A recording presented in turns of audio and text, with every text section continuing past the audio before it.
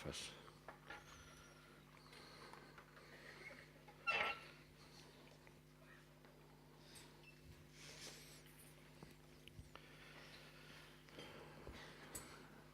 Buenos días, hermanos.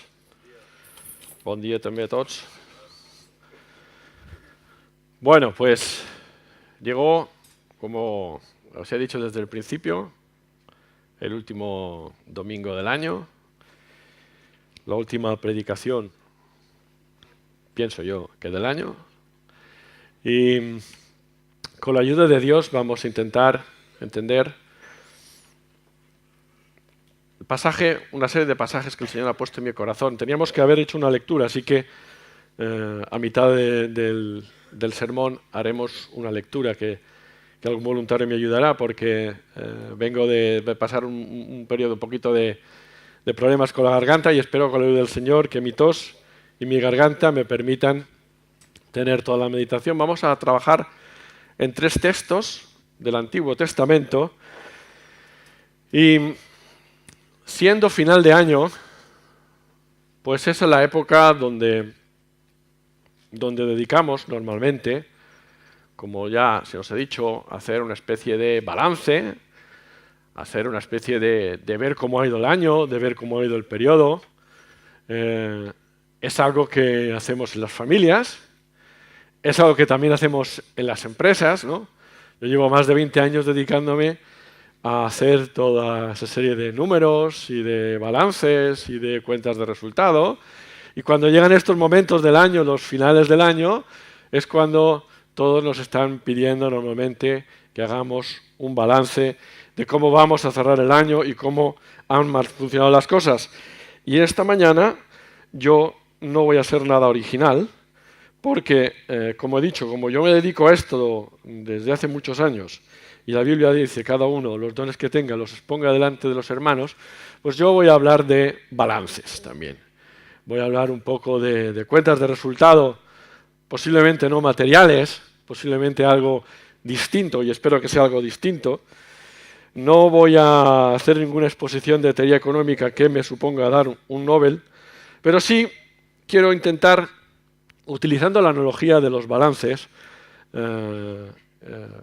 intentar hacer una analogía de lo que es hacer un balance de nuestras vidas, de nuestro año en este concreto, pero de nuestras vidas, y todo intentar hacerlo a la luz de las Escrituras.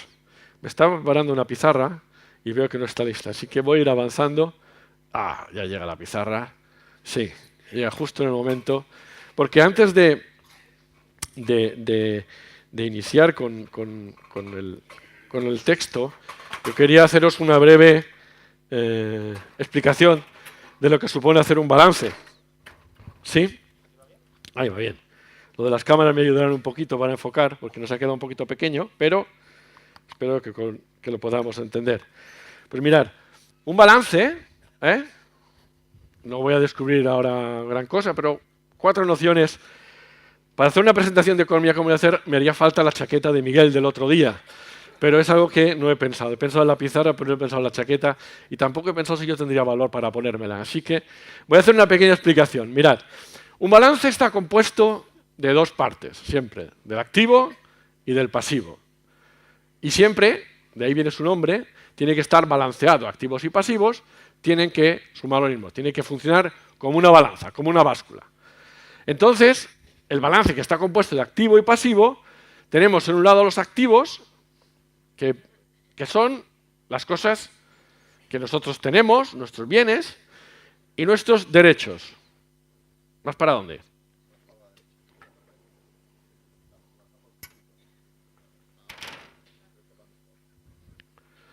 Pensad que es el último culto de la iglesia. Tengo aquí delante al profesor de los predicadores, ahí detrás, al otro lado está aquí el pastor de la iglesia, en la fila de atrás está mi madre. Yo siempre, a veces me siento más cómodo predicando en otras iglesias, ¿no? Porque no, gracias Javier, es una broma. Es decir, entonces, el balance está compuesto activo y pasivo. Los activos son nuestros bienes y nuestros derechos, el dinero que tenemos en la cuenta, si tenemos un inmueble o si tenemos pues una renta que cobramos, pues esos son nuestros bienes, nuestros derechos, y formarían la parte del activo, ¿verdad? Eso sería nuestro activo. Y por otro lado, en el otro lado del balance, tenemos los pasivos. ¿Vale? ¿Y qué son los pasivos? No son los que están quietos y parados, no. Los pasivos son nuestras deudas y nuestras obligaciones. El préstamo hipotecario que muchos pagamos, el préstamo por el coche, las deudas con la seguridad social, los que sois autónomos sabéis muy bien de eso, todas esas cosas que están restando. Entonces, todo lo que tenemos menos todo lo que debemos, ¿qué nos da? Para que se iguale el balance y sean exactamente iguales, este es nuestro patrimonio líquido. Esto es lo que en verdad poseemos, ese trocito de aquí. Este balance es un balance bastante equilibrado, donde con lo que tenemos podemos hacer frente a nuestras deudas y todavía tenemos un pequeño patrimonio líquido. ¿Qué podría suceder? A ver, ¿cuántas hojas tengo? Vale. Podría suceder dos cosas, y voy a hacerlas así separadas. También puede suceder que nuestros activos sean iguales a nuestros pasivos. Activo y pasivo. ¿Vale? ¿Qué pasaría aquí?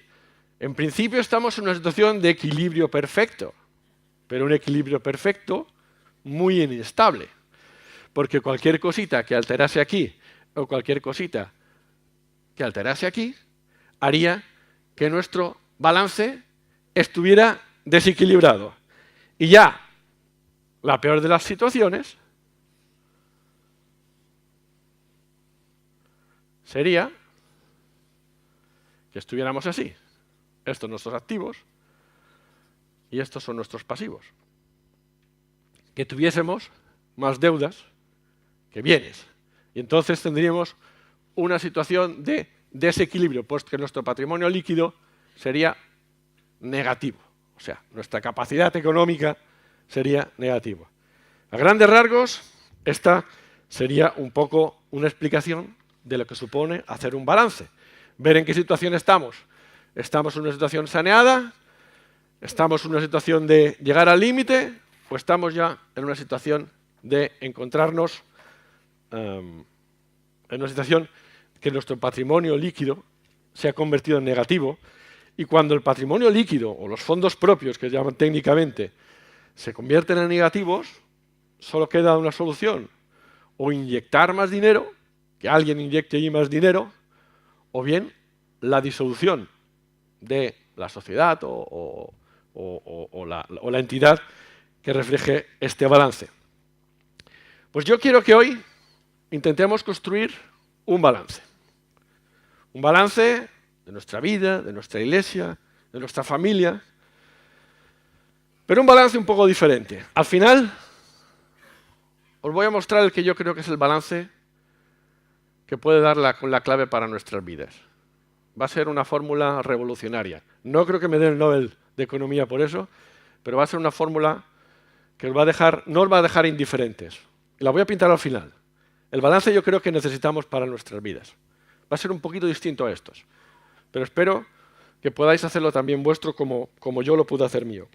Y para esto, como decir, voy a intentar construir un balance y utilizando el título que he puesto para esta predicación, el balance que quiero construir, quiero hacerlo desde una perspectiva del pasado, quiero hacerlo de una perspectiva del presente y quiero también hacerlo con una perspectiva en el futuro. Quiero que intentemos ver cómo estamos actuando mirando al pasado, cómo tenemos que actuar mirando al presente y cómo debemos actuar mirando al futuro. Y de ahí intentar encontrar las claves para nuestra vida, que pueda ser un mensaje que podamos usar para cerrar el año. Para eso quiero utilizar el primer texto de los tres que vamos a utilizar, aunque no lo leeremos todo, pero sí algunos versículos, de la primera carta, el primer libro de Samuel, perdón, en el capítulo 7, es un texto que Javi ha utilizado a la introducción. No me voy a extender demasiado, pero sí que me gustaría que leyésemos algunos versículos de este texto. En primera de Samuel 7, empezamos a leer el versículo 5. Primera de Samuel 7.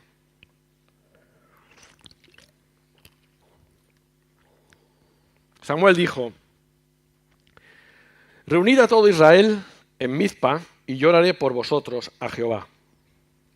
Y se reunieron en Mizpa y sacaron agua y derramaron delante de Jehová y ayunaron aquel día y dijeron allí: contra Jehová hemos pecado. Y juzgó Samuel a los hijos de Israel en Mizpa. Cuando oyeron los filisteos que los hijos de Israel estaban reunidos en Mizpa, subieron los príncipes de los filisteos contra Israel, y al oír esto los hijos de Israel tuvieron temor de los filisteos. Y entonces dijeron los hijos de Israel a Samuel: no ceses de clamar por nosotros a Jehová nuestro Dios, para que nos guarde de la mano de los filisteos. Y Samuel tomó un cordero de leche y lo sacrificó entero en holocausto a Jehová. Y clamó Samuel a Jehová por Israel, y Jehová le oyó. Y aconteció con los hijos de Israel. Y aconteció que mientras Samuel sacrificaba el holocausto, los filisteos llegaron para pelear con los hijos de Israel. Mas Jehová tronó aquel día con gran estruendo sobre los filisteos, y los atemorizó. Y fueron vencidos delante de Israel. Y saliendo los hijos de Israel de Mizpa, siguieron a los filisteos hiriéndoles hasta abajo de Betcar. Tomó luego Samuel una piedra y la puso entre Mizpa y Sen, y le puso por nombre Ebenezer, diciendo: hasta aquí nos ayudó Jehová. Es el texto que ha utilizado Javi al principio, es la historia. Y como decía, llevaban 20 años guerreando, en ese mismo punto, llevaban 20 años guerreando con los filisteos y saliendo derrotados la mayoría de las ocasiones.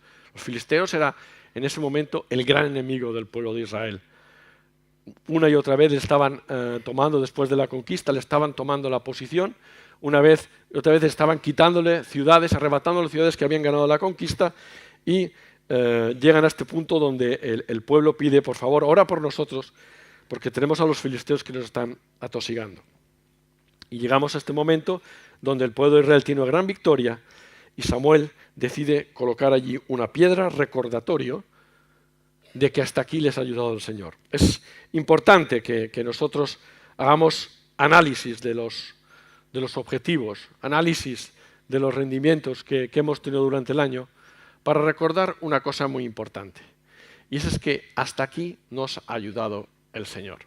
Esto es algo que no siempre estaba sucediendo en el pueblo de Israel. Como he dicho, estaban ellos siendo derrotados una y otra vez por los filisteos, hasta que finalmente se dan cuenta de que necesitan volver del camino donde estaban andando, y dice: por favor, intercede y no dejes de clamar por nosotros. Y después de esa gran victoria es cuando Samuel decide colocar el PDI para recordatorio. Y no hemos leído, pero si leéis los textos más adelante, los siguientes versículos más adelante incluso, nos dice que a partir de entonces Samuel constantemente hace toda la vuelta por la zona y vuelve cada año a aquella zona a intentarles recordar que hasta aquí el Señor les había ayudado. Dice que a partir de entonces, desde entonces, a partir de los tiempos de Samuel, nunca más los filisteos volvieron a tomar ciudades del pueblo de Dios. Incluso dice que le han devuelto algunas de las ciudades. Pero para mí lo más importante que sucede aquí, y es la primera vez, y por eso digo que esta es nuestra perspectiva desde el pasado, es que por primera vez el pueblo de Dios se para a dar gracias por la salvación que Dios había tenido con ellos. Y quiere poner ahí un monumento, algo que les recuerde que si están aquí, ha sido por la gracia de Dios. Que si han llegado por aquí, no es en sus méritos, en su capacidad, en la capacidad de guerrear que ellos tenían, sino que ha sido Dios el que les ha ayudado hasta aquí. Y lo que iba a decir, la diferencia en este punto con otros puntos es que hasta aquí esto nunca había pasado en el pueblo de Israel. El pueblo de Israel estaba muy acostumbrado a obtener una gran maravilla, una gran victoria de parte de Dios, y al poco tiempo olvidarse de ello y empezar a quejarse, empezar a murmurar contra el siervo a lo mejor que les había guiado en esta batalla. Por ejemplo, ejemplos tenemos, cuando Dios los libra de Faraón. Han conseguido salir de Faraón, salen de Egipto, están delante del Mar Rojo, ¿y qué sucede delante del Mar Rojo? Empiezan a quejarse y empiezan a decir: ¿nos has sacado de aquí para que ahora nos vayan a matar en el desierto? Dios los había librado de la esclavitud. Lo primero que hace el pueblo de Israel es quejarse, no darse cuenta de que si habían llegado por ahí, habían llegado hasta ese punto, había sido porque hasta ahí les había ayudado el Señor. Pasan el Mar Rojo ¿Y qué sucede? Cruzan el desierto y dice, bueno, os he hecho cruzar el desierto. ¿Y cruzar el Mar Rojo para qué? ¿Para morir de hambre en el desierto?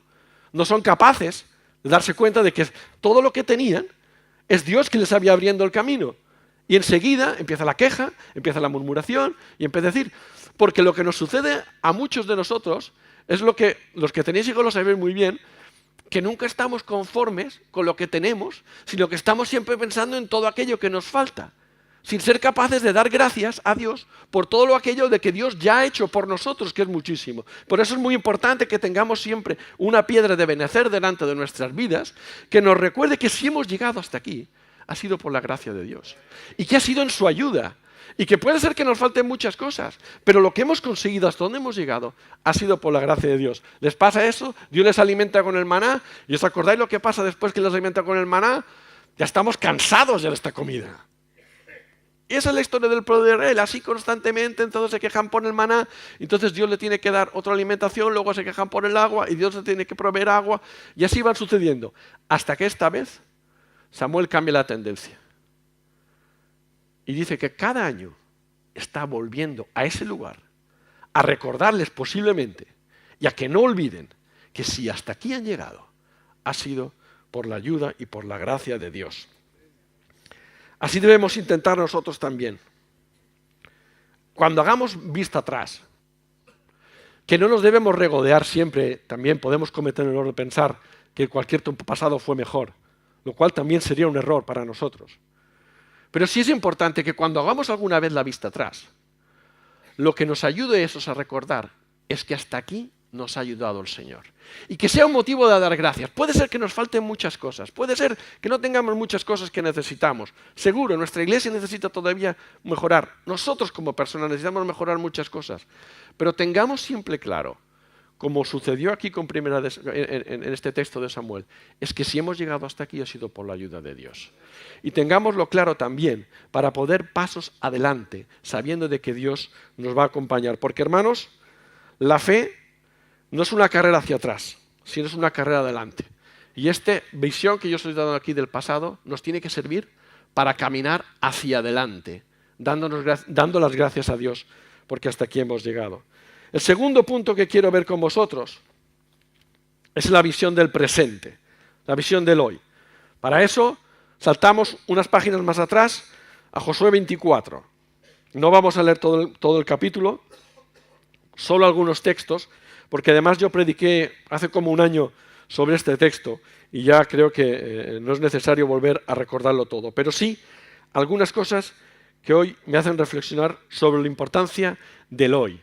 Hemos visto el pasado, debemos recordar en cada momento cómo Dios nos ha ayudado, pero también es importante que recordemos el presente y que vivamos la vida cristiana desde el hoy. Dice que en el 24, leo el primer versículo y algunos más, reunió Josué a todas las tribus de Israel en Siquem y llamó a los ancianos de Israel, sus príncipes, sus jueces y sus oficiales.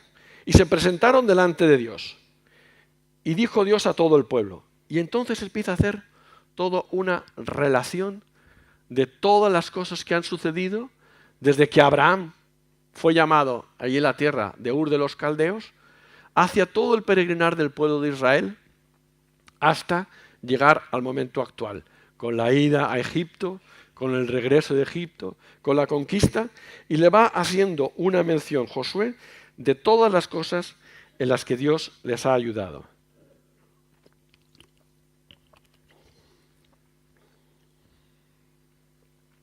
Mirad, el lugar que ha decidido Josué quedarse para tomar esta reunión con ellos no es un lugar cualquiera, es Siquem. Siquem es un lugar importante, aparte de que, lógicamente, Josué se está despidiendo del pueblo, es una persona mayor y estaba cerca de donde él se encontraba. Siquem, además, es un lugar muy importante porque es el primer asentamiento desde la salida de Abraham de Ur de los Caldeos, donde Abraham se asienta en lo que va a ser la tierra prometida. Ahí además también establecen el pacto del pueblo con Dios. En Josué 8:30 también lo podemos buscar. Además están, allí lugares cercanos como el monte Ebal y el monte Gerizim, ¿no? En su discurso Josué lo que le está recordando es decir, mirad, todo esto ha hecho Dios por nosotros. desde que sacó a nuestro padre Abraham en la tierra de los caldeos y vino hasta esta tierra, todas estas cosas han ido sucediendo y en todas estas cosas ha estado Dios con nosotros. Les recuerda todo aquello. Pero llega el versículo 14 y entonces, y es el punto donde yo quiero pararme a mencionar esta mañana. Ahora pues, temed a Jehová y servidle con integridad y en verdad. Y quitad de entre vosotros los dioses a los cuales sirvieron vuestros padres al otro lado del río y en Egipto, y servid a Jehová. Y si mal os parece servir a Jehová, escogeos hoy a quien sirváis. Si a los dioses a quienes sirvieron vuestros padres cuando estuvieron al otro lado del río, o a los dioses de los amorreos en cuya tierra habitáis. Pero yo y mi casa serviremos al Señor. Le ha hecho toda una exposición de todos los beneficios y ayudas que han tenido de Dios. En los versículos posteriores les exhorta, es decir, y llega el momento hoy de tomar una decisión, de escogeros a qué Dios vais a servir. Y después le hace toda una exposición de lo que eso va a suponer, de que servir a Dios a lo mejor no va a ser una cosa fácil. Va a ser una cosa complicada. Dios es celoso. Dios no permite otros dioses delante de Él. Dios aborrece el pecado y no va a permitir el pecado en el pueblo de Israel. Y entonces les advierte, todo esto hay. Tened cuidado con la decisión que vas a tomar. Pero tenéis que tomar una decisión hoy de al Dios a quien queréis servir. Dice, podéis seguir sirviendo a los dioses que habéis conocido en todo este peregrinar. Posiblemente incluso servir a los dioses de los pueblos que hay en la tierra donde hemos llegado ahora, que posiblemente os va a traer simpatía, os va a traer buenas relaciones. Sin embargo, les exhorta claramente de que tienen que tomar una decisión. Y me gusta mucho este pasaje, porque lo que nos está hablando es que debe ser una decisión racional y convencida del Dios al que queremos servir. No debe ser una decisión tomada de manera emocional, de manera porque soy Josué, porque hemos llegado hasta aquí y en este momento emotivo quiero convenceros de que yo ya voy a partir delante del Señor y seguir al Señor. No, seguir al Señor debe ser nuestro culto racional. Si buscamos en Romanos 12, dice, así que hermanos, os ruego por las misericordias de Dios que presentéis vuestros cuerpos en sacrificio vivo, santo, agradable a Dios, que es vuestro culto racional. Josué les anima a que lo tengan claro, a que no se dejen llevar por la emoción de que están todos ahí reunidos como gran despedida, sino que tengan claro al Dios al que quieren servir. Y para eso les hace una exposición muy completa, ¿verdad? Les pone todos los candidatos delante, ¿eh? ¿Verdad que sabemos ahora de candidatos y de elecciones y todo esto, que está muy de moda, que ahora hacemos muchas elecciones, sirven para poca cosa, pero hacemos muchas elecciones, ¿eh? Expone todos los candidatos que tiene ahí. Podéis seguir a estos dioses que teníais antes de cruzar el río, podéis seguir a los dioses que habéis visto en Egipto, podéis seguir a los dioses que tenemos ahora que hemos cruzado el río, o podéis seguir al Dios que os ha guiado en todo este tiempo, en el camino. Parece suponer, si leemos el versículo 15, que dentro del pueblo de Dios había algunos que tenían duda y posiblemente reticencia. Fijaos que dice, y si mal os parece servir a Jehová, escogeos sois a quien sirváis. Parece ser que eso denota que algunos no lo tenían muy claro, ¿no? Pero les urge a que se decidan. Y a que se decidan hoy. Que tomen una decisión hoy. Y les deja muy claro cuál es su decisión. No deja ningún lugar a duda cuál es su decisión. Pero yo y mi casa serviremos al Señor.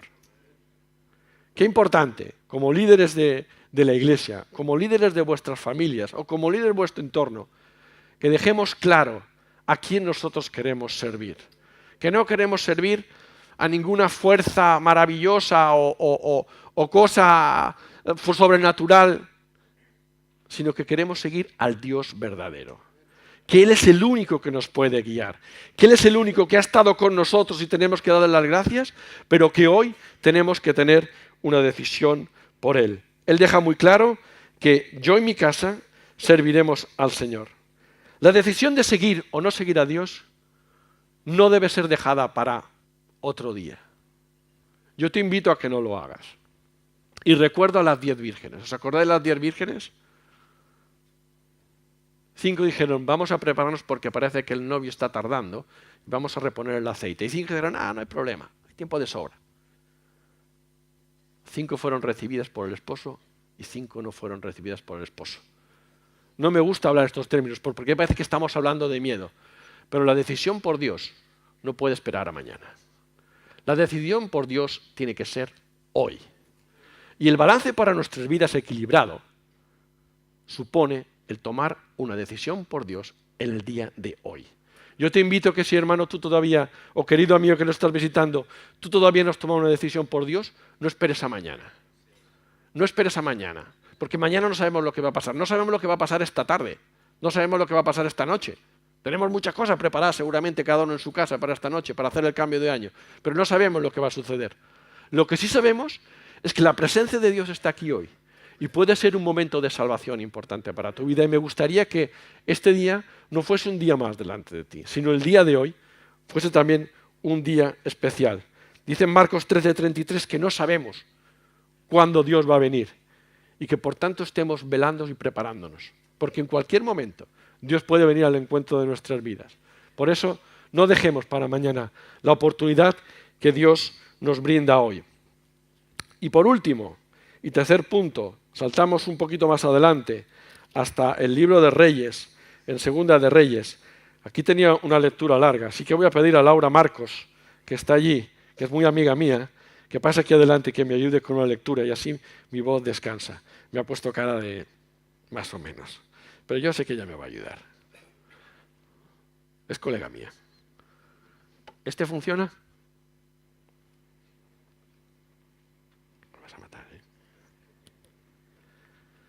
Vamos a hacer una lectura en Segunda de Reyes 6 y leemos desde el 8 hasta el 23.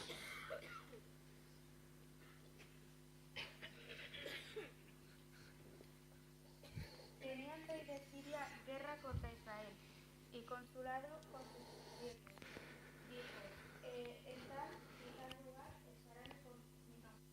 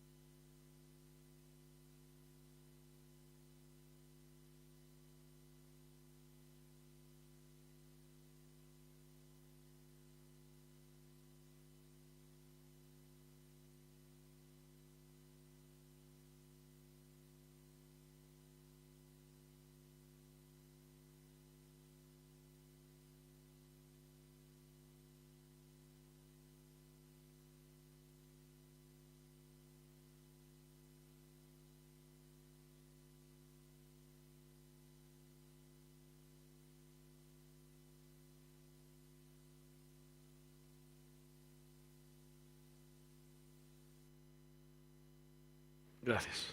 Hasta aquí es suficiente. Seguramente el próximo año ya no me va a hablar más. Así que gracias, Laura. Hasta aquí esta lectura. Lo demás lo podemos resumir. Este es el último texto que quería tratar hoy, ¿no? Donde quería pararme un poquito más. Volvimos a hablar de Eliseo hace unas semanas, ¿verdad?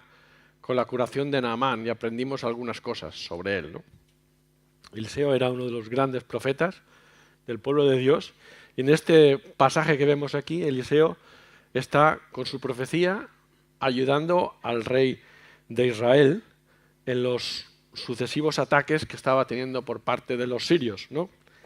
Y vemos cómo el rey de Israel, por medio de Eliseo, se informa y puede ir evadiendo en cada momento todos los ataques que su enemigo le está haciendo.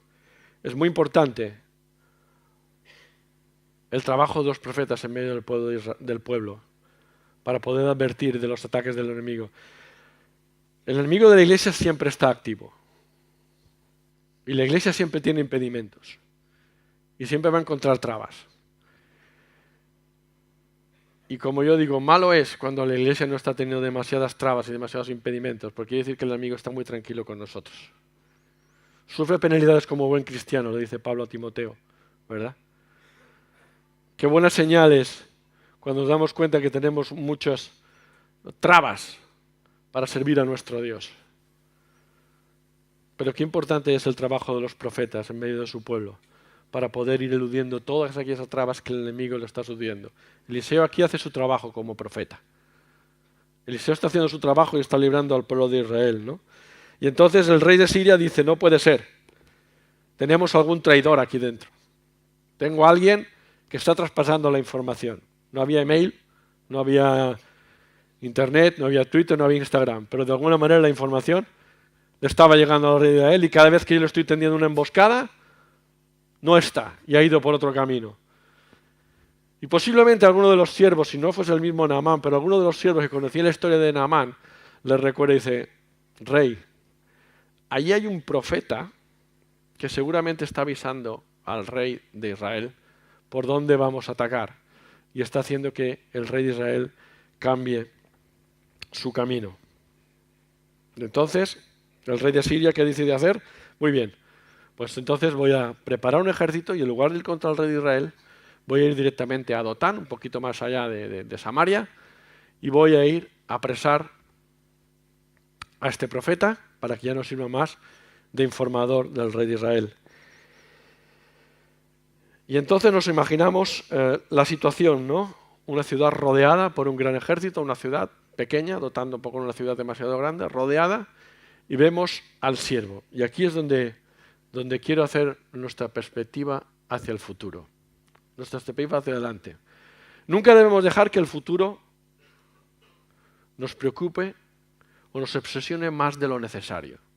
Por supuesto que tenemos que ser previsores y la Biblia nos enseña a ser previsores, pero me gusta más vivir el momento presente. Me gusta más vivir el día a día delante del Señor. Pero qué confianza me da saber que tengo un Dios que, como sucede aquí, el criado solo veía con los ojos terrenales, con sus ojos físicos. ¿Y qué es lo que veía? Peligro, dificultad y un gran ejército rodeando. ¿Y qué le dice? Ay, Señor, ¿qué vamos a hacer? Vamos a morir hoy. Se acabó. Hasta aquí los días del profeta, pensaba él. Hasta aquí hemos llegado, ¿no? Sin embargo, Eliseo tiene que orar a Dios para que abra sus ojos. Y abriendo los ojos de la fe, el criado puede ver que alrededor de ese ejército tremendo que le está contestando, hay un ejército mucho mayor todavía que va a cuidar de ellos. ¿Y qué confianza puedo tener yo? ¿Qué confianza me da a mí esto? De lo que el momento que yo vea mi vida con los ojos de la fe, son más los que están con nosotros que los que están contra nosotros. Eso me da confianza para mirar hacia el futuro, con todos sus problemas, con todas sus incertidumbres, que todas las tenemos, yo las tengo, vosotros las tendréis. pastor las tiene, Javier las tiene, todo el mundo las tenemos. Tenemos muchos problemas, muchas situaciones. Vivimos en la casa, en la familia, en el trabajo, en el entorno donde nos movemos. Seguro que tenemos todos. Y muchas veces nos vemos rodeados por un ejército muy grande. Por un ejército muy grande en forma de problemas, en forma de dificultades. Pero qué confianza me da a mí poder leer en el versículo 16: no tengas miedo, porque son más los que están con nosotros que los que están con ellos. Qué confianza me da más grande saber de que en la medida que yo estoy agarrado de la mano de mi Dios, puedo tener la confianza de que siempre tengo a alguien más fuerte y más poderoso a mi lado.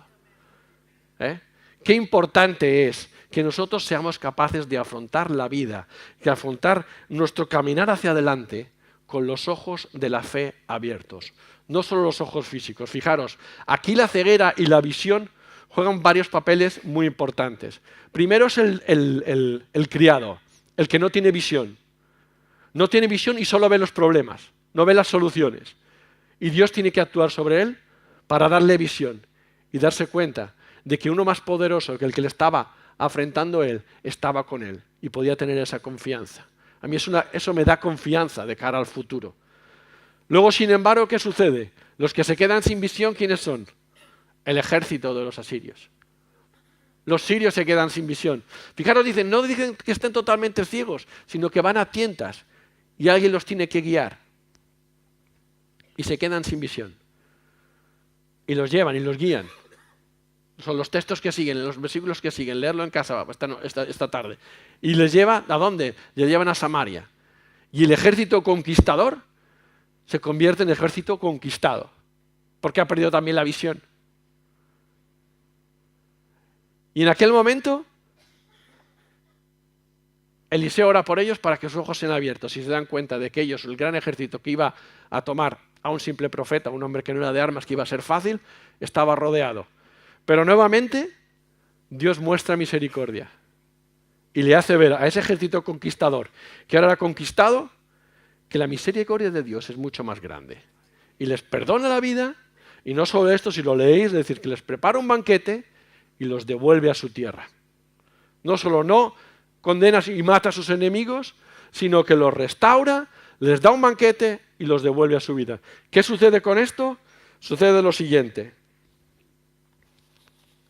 que las bandas que hasta entonces habían estado tomando al pueblo de las bandas sirias que entonces habían estado atacando al pueblo de Israel, dejan de atacarlo durante este periodo. Durante este periodo de Eliseo ya no va a haber nunca más, entran bandas armadas durante este periodo de este rey, ya nunca más vuelven a entrar bandas armadas a atacar al pueblo de Israel. El recuperar la visión, el tener la visión correcta, no solo opera en salvación, sino opera en misericordia y opera en los plazos que van a ocurrir más adelante. ¿Qué confianza más grande podemos tener? ¿Qué buen efecto generó el tener la visión correcta de cara a los hijos de Dios, ¿no? De cara en este caso al siervo? El siervo pudo abrir los ojos y vio el poder de Dios y recibió fe. Qué importante es para nuestra visión de cara al futuro tener la fe suficiente para ver aquellas cosas que con nuestros ojos físicos no podemos ver. Y estas son mis tres visiones: del pasado, del presente y del futuro. Y os he dicho que os iba a dibujar el balance que yo creo que necesitamos en nuestras vidas. Ya os digo, no creo que me den el premio Nobel de Economía por esto. Y espero que mis profesores de Economía no lo vean.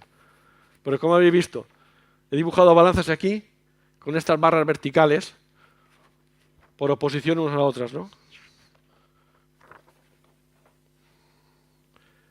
El balance que nosotros necesitamos en nuestras vidas, el balance que tú necesitas en nuestras vidas, es un balance compuesto por el activo y un balance en el que el pasivo es un poco diferente a los que he pintado antes. Es el balance de la cruz. Ese es el que traerá equilibrio en nuestras vidas. Este es el camino y no hay otro. Mirando hacia el pasado, mirando hacia el presente y mirando hacia el futuro, el camino siempre apunta al mismo lugar, al mensaje de la cruz. Yo ya he acabado y me gustaría que hoy pudieras también meditar en tu corazón el Dios al que vas a servir. Que pudieras dar gracias por todo lo que Dios ha hecho por ti hasta ahora. Porque si llegamos hasta donde hemos llegado, ha sido por la ayuda y por la gracia de Dios. Que pudieras mirar al futuro con los ojos de la fe, dándote cuenta de que en la medida que nosotros estemos ha sido de la mano de Dios. Son más los que están con nosotros que los que están con nosotros. Pero sobre todo, que en el día de hoy puedas tomar una decisión del Dios al que vas a seguir. Que tu balance, sea el que sea, de los 3 primeros que he dado, siempre acabe en la cruz, en el mensaje de la cruz de Dios y de Cristo. Que el Señor os bendiga y os deseo muy bien cambio de año a todos.